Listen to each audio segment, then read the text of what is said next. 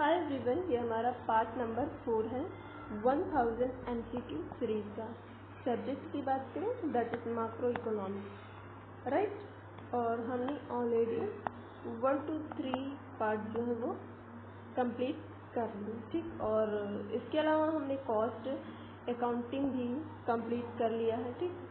तो उसमें मैंने 1 to 16 पार्ट कंप्लीट कर लिए हैं 1000 MCQ सीरीज में। तो जाइए और उनको देखिए, अच्छे मार्क्स गेन करिए, राइट।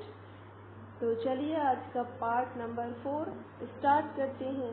आई होप कि आपने 1 2 3 देख लिया होगा। तो पहला क्वेश्चन हमारा क्या है कि जीडीपी इज आ क्या है जीडीपी?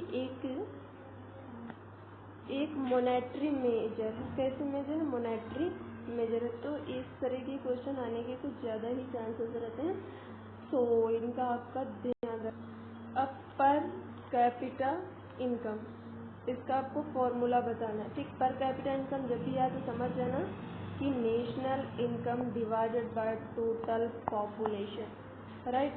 तो इस बात का ध्यान रखना क्या है कि national income divided by total population, right. Next question क्या है? जो पर कैपिटा इनकम है वो कैसा मेजर है? तो ध्यान रखना है वो measure of income, average measure of income है किसकी? पर्सन की, ठीक। किसी पर्सन की एवरेज मेजर है, measure of income in a country. तो ये याद रखना, important point is that average income of a person की एवरेज इनकम का मेजर है क्या है? Per capita income, right. Next question क्या है कि विच ऑफ द फॉलोइंग अगर लिमिटेशन ऑफ जीडीपी की लिमिटेशन की बात कर रहा है। तो इसमें से पहला आपको दिया है कि distribution of income. Distribution of income कैसे लिमिटेशन हुआ? मतलब जो रीच होते हैं, कभी भी कुछ भी होता है इकोनॉमी में तो क्या होता है, रिच जो है और रिच हो जाते हैं और पुअर जो है और पुअर हो जाते हैं। तो एक डिस्ट्रीब्यूशन ऑफ इनकम एक लिमिटेशन है। क्यों? क्योंकि रिच जो है और रिच हो जाते हैं, पुअर और पुअर हो जाते हैं। दूसरा क्या लिमिटेशन है? कंपोजिशन ऑफ जीडीपी में एक डिफेंस गुड्स होते हैं, ठीक, एक नॉन डिफेंस गुड्स होते हैं। डिफेंस गुड्स जैसे कि सेफ्टी से रिलेटेड, ठीक, और non defence goods development of economy. तो अगर हम बोले कि सेफ्टी का ज़्यादा होना चाहिए या फिर डेवलपमेंट का ज़्यादा होना चाहिए, ठीक। सेफ्टी जरूरी है लेकिन हमारी डेवलपमेंट भी तो जरूरी है ना। तो सेफ्टी की जाए लेकिन ज़्यादा कौन से की जाए? अगर ज़्यादा की बात की जाए तो ज़्यादा हमारी हो डेवलपमेंट हो, इकोनॉमी का डेवलपमेंट ज़्यादा हो। तो इसकी मतलब इसमें क्या होता है कि सेफ्टी को ज़्यादा ही जोड़ दिया जाता है, ठीक। तो ये इसको इंक्लूड नहीं किया जाता है किसको? डिफेंस गुड्स को, राइट। तो इस प्रकार से कंपोजिशन ऑफ जीडीपी जो है एक लिमिटेशन बन जाता है, ठीक। क्योंकि हम जीडीपी नेशनल इनकम की बात करते हैं तो इसमें इंक्लूड नहीं किया जाता है, ठीक है।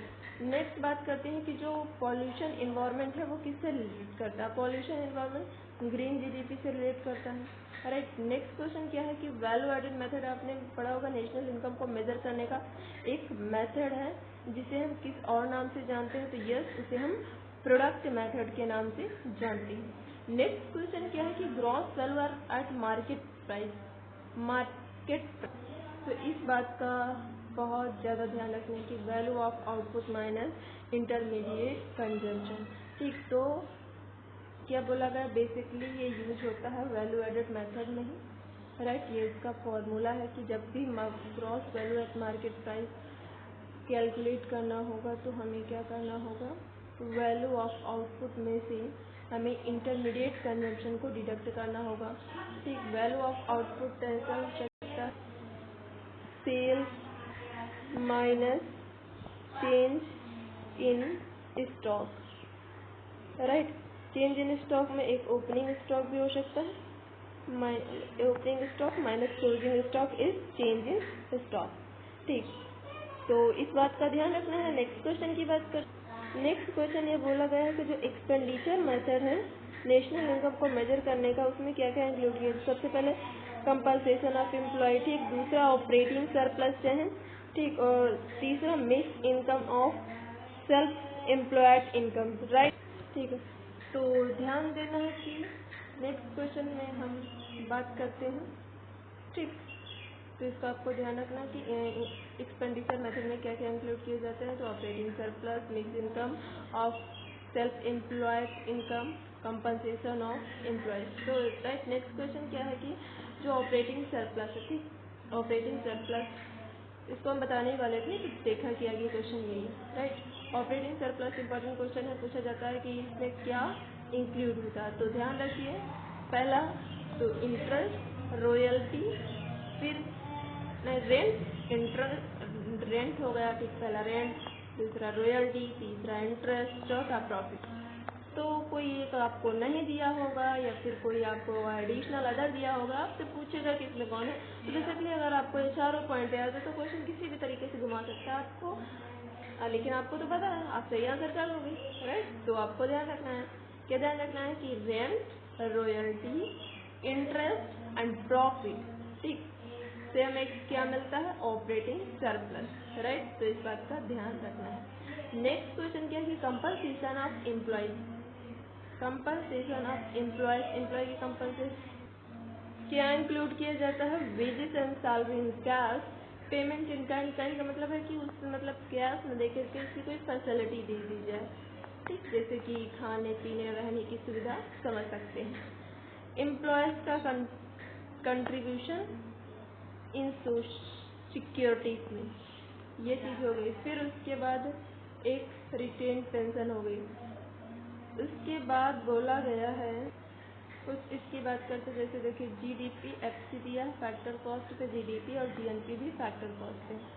तो ऐसा बोला कि अगर हमें जीडीपी एफसी से जीएनपी एफसी में जाना है तो क्या एडजस्टमेंट हो सकती है। एडजस्टमेंट क्या हो सकती है कि ये तो होगी नहीं, एडजस्टमेंट ये भी नहीं होगी क्योंकि ये भी फैक्टर को। एडजस्टमेंट यहाँ हो सकती है कि हम डोमेस्टिक से जब नेशनल में जाएंगे तो क्या करेंगे, प्लस करेंगे net factor income from abroad. तो इस बात का ध्यान रखें। तो फिर इस तरह कुछ इसमें नेशनल, फर्स्ट नेशनल इधर कैंसिल, इधर कैंसिल, एक्सेप्ट इधर एडजस्टमेंट, इससे डोमेस्टिक से नेशनल में जाएंगे तो प्लस होगा net factor income from abroad. अब हम इसके बाद जो क्वेश्चन देखने वाले बहुत अच्छे से समझ में आ जाए क्या कि हम देखने वाले हैं कि NNP, net national product at factor cost is equal to NDP plus net factor income from abroad. क्यों इसमें प्लस, वो ऑलरेडी हमने 2 एग्जाम्पल से अच्छे से समझ लिया है, ठीक। अगर आपको नहीं समझ में आता है कुछ ऐसी चीज़ें तो आप कमेंट कर सकते हैं, राइट। और उसका प्रॉपर एक्सप्लेनेशन मिलेगा कि आप कभी भी इस चीज़ को भूलेंगे नहीं। तो ट्रस्ट मी, राइट। चलिए अगला क्वेश्चन देखते हैं कि एक्सपेंडिचर मेथड है, ठीक है। और बोला गया है कि इन एक्सपेंडिचर मेथड में नेशनल इनकम में क्या क्या इंक्लूड किया जाता है, राइट। तो बात करते हैं सबसे पहले तो private final consumption, that is C. फिर गवर्नमेंट का फाइनल एक्सपेंडिचर, ये जी हो गया। फिर ग्रॉस डोमेस्टिक कैपिटल फॉर्मेशन के लिए आई हो गया, ठीक। तो बेसिकली सी प्लस आई यही हुआ। तो ये चीज़ इंक्लूड होता है एक्सपेंडिचर मेथड में।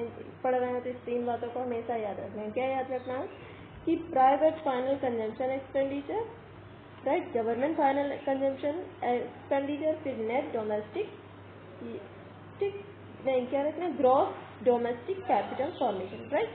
अब हम नेट एक्सपोर्ट की बात लाएंगे फिर इतना छोटा सा क्वेश्चन कौन पूछता है, हो सकता है पूछा जा सकता है। तो याद रखना नेट एक्सपोर्ट, बड़े बड़े कठिन सवाल पूछेगा तो कहो यूनिवर्सिटी हमसे बहुत कठिन सवाल पूछेंगे, सरल पूछ रही हो तो सरल, ठीक है। अब बता दो कि नेट एक्सपोर्ट क्या होता है। तो export minus import, that is net export.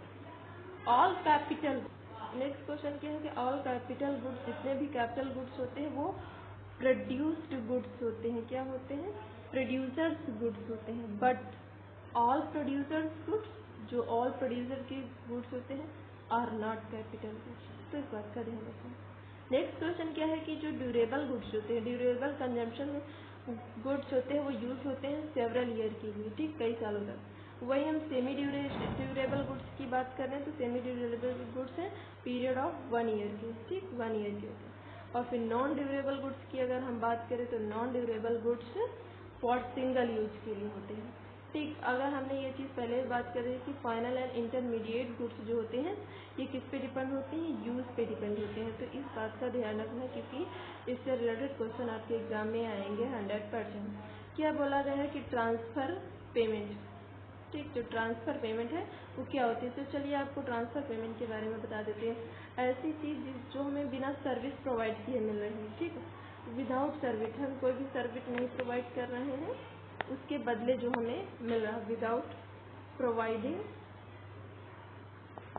Service, ठीक, जैसे स्कॉलरशिप हो गई जो हमें मिलती है, ठीक, पेंशन हो गया, गिफ्ट हो गया, तो ये सारे में ट्रांसफ़र पेमेंट में आएंगे, तो इस बात का ध्यान रखना है। तो आज के वीडियो में इतना ही, मिलते हैं नेक्स्ट वीडियो में पार्ट 5 के साथ।